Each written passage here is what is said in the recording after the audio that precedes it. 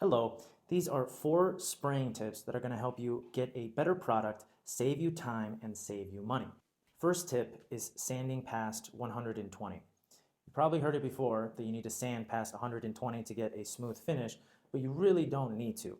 With the products that are out today, the primer lays on, you sand the primer nice and flat, and then you do your second coat of primer, then you sand again. You sand in between the coats. Sanding the wood itself past 120 is really, really useless. In fact, it might actually hurt you because the smoother it is, the less the primer holds on to the wood. Now, tip number 2 comes into play with your spray gun itself. Don't let too much paint go through the gun. Now, if you have everything set up correctly, you don't need that much paint to cover a big area. Now, the air pressure, what I thought for a long time is that the max rating on the gun is the max rating that should be coming out of your air compressor. That's not true. That is static pressure that's coming out of the air compressor. Now, the air compressor that's upstairs, it's set to 80 psi. Now, what comes to the gun is about 45. Now, what happens when the gun sprays, you see it? It drops down to about 30. Now, this gun's max air pressure is actually 29. I'm spraying over it. I've been spraying with this gun for a very long time, and it's totally fine. So that's tip number 3. If your air pressure is nice and high, you have proper atomization of the paint.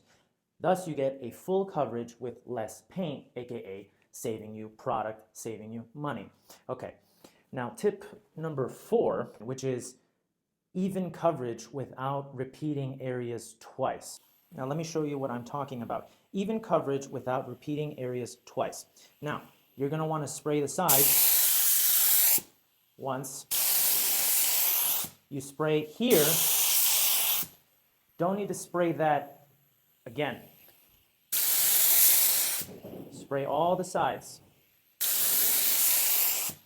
And now you move from there over to here.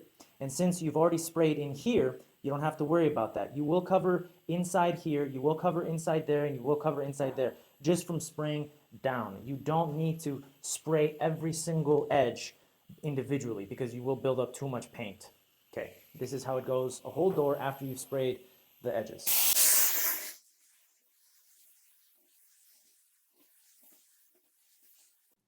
That's just the first coat, and it is covered very nicely. After you sand that down and do a second coat, you're going to have a very smooth finish without needing to sand past 120. Another pro tip is actually sanding these edges in here with 320 sandpaper. That way you actually seal the MDF if you're using an MDF panel. If you're not using an MDF panel, doesn't really matter, but seal those edges and you're going to have a lot better coverage. I hope this helps.